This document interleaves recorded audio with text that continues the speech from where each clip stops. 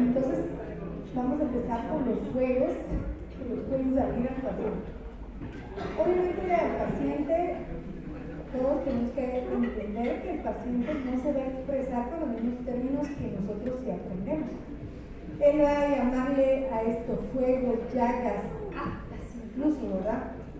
Entonces uno no lo puede corregir porque el paciente no tiene por qué emplear la terminología correcta, pero nosotros sí. Entonces vamos a ver un grupo común de úlceras de tipo infeccioso y hay muchos tipos, pero vamos a hablar de estas que son quizá de las más comunes, por ejemplo, el herpes simple y el herpes zóster. Y bueno, no quiero ahondar tanto en esto porque me imagino que todos hemos visto a un paciente con herpes, ¿verdad? La forma más común del herpes simple es el herpes labial. ¿Qué puedo tomar de interés de herpes? Bueno, quizá lo único que es recomendable es entender que mientras un paciente tiene herpes activo, yo no debo de trabajarlo. ¿Por qué razón? Por la contaminación cruzada, ¿verdad? Tanto hacia mí, mi personal, como a otros pacientes. Cuando yo sé que el paciente ya no es contagioso, yo sé que el paciente ya no es contagioso cuando toda la lesión herpética ha sanado y deja una costra. A partir de ese momento, bienvenido, ¿verdad? ¿Cómo se da la infección por herpes? Para yo entender por qué hay herpes intraoral, que es de lo que vamos a hablar, yo primero debo entender cómo se da esa infección. Si yo no lo comprendo, es imposible que yo pueda entender cómo ese paciente puede tener recurrencias. Y las infecciones herpéticas se dan siempre de la misma manera. Siempre que el paciente se contagia por herpes va a tener una infección inicial o primaria. La diferencia aquí es que yo estoy segura, porque los estudios son multicéntricos y hablan que entre el 92 y el 95% de la población humana tenemos anticuerpos contra herpes. ¿Qué significa eso? Que todos lo adquirimos, pero no todos manifestamos las lesiones, ¿verdad? Entonces, ¿cómo es la infección primaria? Vamos a ver ahorita, no ahorita, pero después, que puede ser asintomática totalmente o puede ser sintomática. Ahorita vamos a ver cómo se ve la sintomática. Siempre que termina la infección primaria, siempre ocurre lo mismo. El paciente entra en un periodo de latencia, porque estos virus son de latencia. Ahorita vamos a ver qué significa eso, ¿sí? Significa que se aloja en un ganglio sensorial y ahí queda el resto de la vida. No hay poder humano que sane a un paciente de herpes. Ese paciente contagiado va a tener herpes toda su vida. Y a partir de ahí puede estar predispuesto a sufrir recurrencias. Y a ese punto vamos a ir. Y esto les va a pasar aunque sea una vez en toda su práctica odontológica. Va a llegar un niño o un adolescente con esto. ¿Y a quién buscan? Al dentista, porque no van al médico. Ellos creen que uno lo tiene que saber. Finalmente, incluso los médicos lo mandan al odontólogo. Esto se llama gingivoestomatitis herpética primaria aguda, que es la forma sintomática de la infección primaria. Ese niño se contagió y al cabo de una semana empieza con fiebre, malestar general, se siente irritado y luego brotan muchas vesículas en toda la boca, afecta encías, labios, como ven en este caso hasta en la región perilabial, las encías están inflamadas, ese pobre niño no puede ni tragar agua, esto es dolorosísimo. Y esto es la infección primaria. Luego vamos a ver qué le damos de tratamiento. Aquí vemos otro chiquitín con la misma historia. Esto tiene que tener tratamiento. Muchos lo dejan sin tratamiento porque creen que es autolimitante, y sí es autolimitante, pero hay muchas secuelas. Una secuela muy seria puede ser encefalitis asociada a infección herpética. Y la mayoría creen que solo da en niños, pero hay un pequeño porcentaje que da en adultos. La diferencia con los adultos es que no da tan exagerada como lo dan los niños, pero afecta a todas las mucosas. Y es muy fácil confundirlo con esta otra infección que se llama herpangina, ¿sí? Se llama herpangina porque parece rectal herpes, pero las úlceras solamente salen en el sector posterior, no en toda la mucosa. ¿Okay? Y la herpangina no está asociada a herpes, está asociada a un virus Coxsackie, ¿verdad?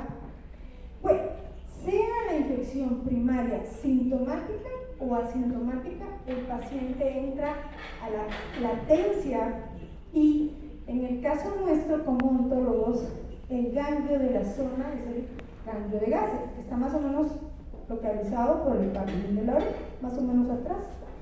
Ahí se aloja el virus el resto de la vida y no hay poder humano que sane a ese paciente de herpes. ¿Qué ocurre? Ese periodo de latencia puede durar toda la vida. ¿Qué significa que dure toda la vida? Que el paciente puede pasar su vida entera sin recurrencias. Y eso puede pasar, de hecho pasa muy seguido. Pero vamos a ver que hay ciertos factores que predisponen al paciente a las recurrencias. Y vamos a ver uno muy específico. Aquí les dejé el artículo original. Fiebre. Los que tenemos herpes sabemos que si nos exponemos mucho al sol, de repente empieza a picar en la zona donde va a aparecer la lesión y brotan las ampollitas, ¿verdad? Las vesículas, resfriados comunes, estrés, fatiga, trauma, y ahí entra el odontólogo. Les voy a enseñar un caso más adelante. Es muy común después de una extracción. Miren esto, es muy común después de una extracción y esto puede pasarles en su consultorio. El paciente llega, se hace la extracción, a los 2-3 días le brota herpes recurrente y llega y dice: doctor, me contagió de herpes. Si ustedes no saben cómo la infección se da, van a caer en su trampa. Pues le van a decir, pues sí, ¿verdad? O sea, si no saben, es seguro que van a caer y le van a decir, bueno, sí, tal vez yo sí lo contagié, pero si ustedes saben, van a decir, lo lamento, usted ya está contagiado, pero debido al trauma de la extracción, en esa zona brotó una recurrencia péptica, ¿verdad? ¿Qué otras cosas pueden crear recurrencia? Hay un montón. La sideropenia es una condición donde los neutrófilos descienden temporalmente y dejan al paciente como inmunodeprimido y luego vuelven a subir. Terapia contra el cáncer oral, inmunosupresión, quimioterapia, bueno, hay un montón. Y miren, aquí abajo, menstruación. Y embarazo está en signo de interrogación porque no se sabe si es por el estrés del embarazo o por cambios hormonales. Y morfina epidural, ¿verdad? Al inyectar la morfina epidural puede haber recurrencia péptica. ¿Cómo ocurre la recurrencia? Y préstenme atención, porque esto es muy importante. Imaginemos que aquí está el ganglio de Gasser. El paciente fue expuesto a un trauma, que fue la extracción. ¿Qué ocurre? El virus se reactiva y empieza a viajar a través de los nervios sensoriales hasta llegar a la superficie de la mucosa o la piel donde va a desarrollarse. Los que tenemos herpes sabemos que cuando la lesión recurrente va a salir, empieza a arder, a picar o a doler la zona donde la lesión va a salir. ¿Y eso qué se debe? Al paso del virus a través de ese nervio sensorial. Eso es lo que da la sensación. A eso le llamamos periodo prodrómico y es muy importante aprenderlo y enseñárselo a nuestros pacientes. ¿Por qué razón? Yo tengo tal vez unos 12 años o tal vez un poquito más de no tener una lesión herpética visible. ¿Por qué razón? Porque identifico mi prodromo y siempre ando una ciclovir en la bolsa, siempre. Porque en cuanto siento la zona donde va a salir, me tomo el medicamento y bloqueo la replicación viral. Entonces no se desarrolla la lesión, ¿verdad? La forma más común de recurrencia es la labial, pero como nosotros estamos hablando de úlceras dentro de boca, vamos a hablar de la recurrencia intraoral. La recurrencia intraoral se ve como múltiples úlceras pequeñas dispuestas en racimos, y aquí viene un dato interesante. Cuando el paciente nos dice que tiene fuego y le estamos haciendo una historia médica, nosotros preguntamos, ¿y dónde le sale ese fuego? Si el paciente nos señala mucosa móvil, sabemos que esos fuegos generalmente son aftas. Si el paciente nos dice, me sale en el paladar o, vamos a ver la otra área, paladar o, aquí, encía adherida puede ser encía adherida bucal, encía adherida lingual, encía adherida, ¿verdad? Periósteo, sabemos que es herpes, porque esa es la regla del herpes, ¿verdad? Se ven como múltiples úlceras a nivel de encía adherida. Aquí tenemos varios casos y esto lo tienen que aprender, lo tienen que reconocer. Si no lo reconocen y son del team solo mascarilla, pueden llevar el herpes a sus ojos, porque si a ese paciente le trabaja, van a contagiarse de herpes en los ojos o en la cara, o etcétera, ¿verdad?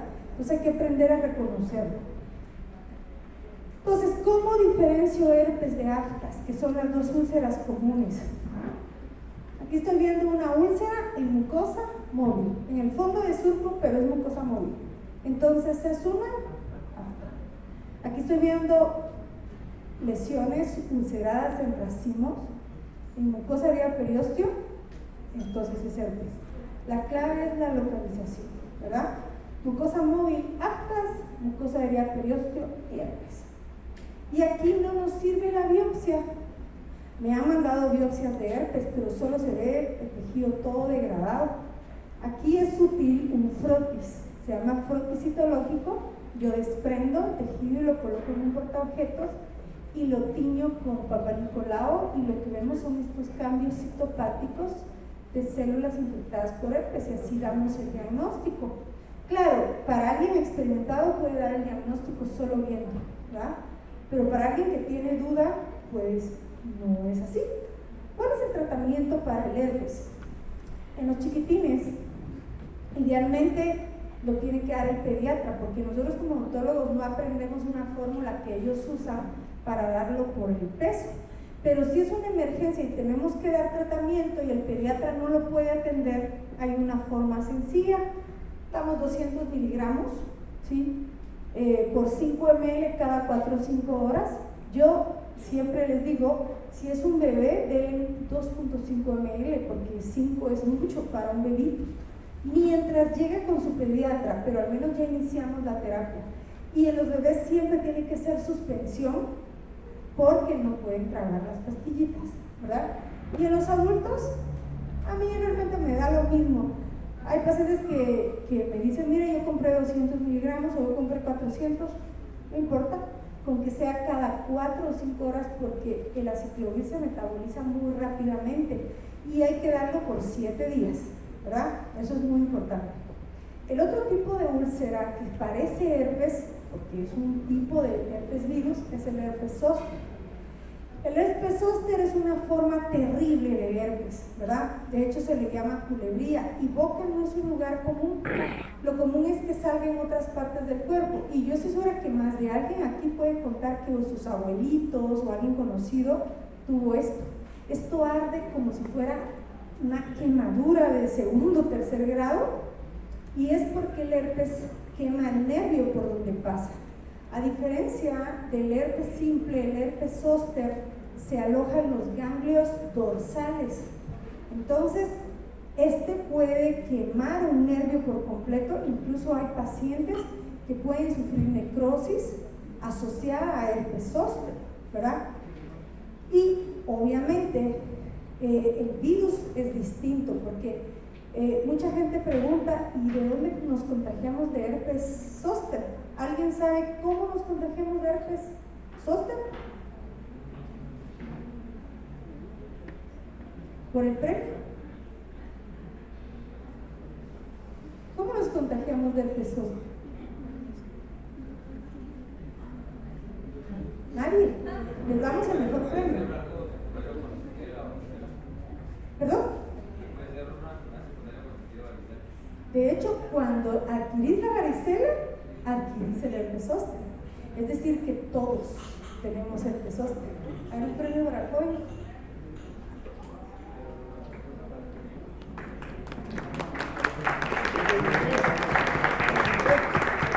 Entonces, cuando nos contagiamos de varicela, adquirimos herpes zóster. Por eso actualmente ya existe la vacuna contra la varicela, porque si bien es cierto la varicela no deja mayores secuelas, una vez ingresado el virus a nuestro cuerpo, estamos predispuestos a que nos pase esto, ¿verdad? Estas úlceras son muy diferentes porque son úlceras enormes que vienen de vesículas enormes, y si ustedes se dan cuenta, todos los pacientes casi tienen la lesión de forma simétrica. Y en el caso de cabeza, de la cara y la boca, lo que afecta es el ganglio, el nervio trigémino, lo puede afectar en cualquiera de sus ramas. Lo peor es cuando afecta a rama oftálmica, porque puede dejar ceguera en el paciente. Entonces el tratamiento debe iniciarse lo antes posible, ¿ok? Yo detecto un paciente con herpes zóster, yo misma he detectado un paciente con herpes zóster, los veo, le digo, va a iniciar la terapia hoy mismo, pero lo voy a referir con un infectólogo para que inicie terapia intravenosa, porque puede ser dejar secuelas muy malas, ¿verdad? Y lo clásico del herpes zóster es el dolor. Aparte de ese montón de úlceras que vemos distribuidas, es el dolor, ¿verdad? El tratamiento debe ser lo más rápido posible con dosis altísimas de aciclovir. Aquí no damos 200, 400, damos 1000 gramos, ¿sí? Damos 10 miligramos, es decir, 1 gramo completo cada 4 o 5 horas, o mejor aún, usamos estos que se llaman valaciclovir o fanciclovir, porque eso es lo ideal, pero siempre se le recomienda al paciente que la terapia de preferencia debe ser con medicamentos intravenosos. ¿Por qué razón? Porque el herpes zóster puede quemar el nervio por donde pasa de forma permanente y deja algo que se llama neuralgia posherpética. Yo he tenido 2 o 3 pacientes con neuralgia posherpética, gente que se quiere suicidar del dolor, porque ellos dicen que se siente como un cuchillo caliente ensartado en la cara. Ese es el sentimiento. Imagínense vivir así. Y hay historias y reportes de suicidio por neuralgia posherpética. Por ese motivo hay que iniciar el tratamiento lo antes posible. Y vamos a ver otras úlceras que pueden ver en su práctica, que parecen poco interesantes, pero ha tenido un boom extraordinario de nuevo, después de muchos años de un buen control, tiene un boom extraordinario de nuevo la sífilis. Y los epidemiólogos creen que es por otros métodos anticonceptivos que tienen un boom también. Pero mucha gente se ponía el preservativo para prevenir embarazos, pero ahora tenemos la pastilla el día después, ¿verdad? Entonces, no hay problema. Lo que se les olvida es que no solo se previenen embarazos, ¿verdad? Se previenen enfermedades de transmisión sexual, y eso ha aumentado el índice de VIH, sífilis y otro montón de enfermedades de transmisión sexual. Ustedes se asustarían la cantidad de pacientes que andan en la calle con sífilis, se asustarían. Entonces vamos a ver cómo puede verse la sífilis en boca. Y la sífilis en boca puede verse como una úlcera que no sana, ¿verdad? El chancro sifilítico es la lesión básica o lesión clásica de sífilis primaria. Esto puede aparecer como una úlcera sin causa aparente. El chancro varía mucho, puede durar 3 semanas como puede durar 3 meses. Y a la sífilis en el siglo ya no pasado, sino en el antepasado, es decir, el siglo XVIII, se le llamó la gran imitadora. ¿Y adivinen por qué se le llamó así? Pues porque puede parecer muchas otras lesiones. Entonces, la única manera de saber puede ser o a través de una biopsia, o si la persona que evalúa al paciente es muy perspicaz, al cabo de 3 o 4 semanas, luego de que la úlcera apareció, ya puede hacer pruebas para detectar anticuerpos contra sífilis. Si yo hago la prueba en el momento en que la úlcera aparece, no es útil y podemos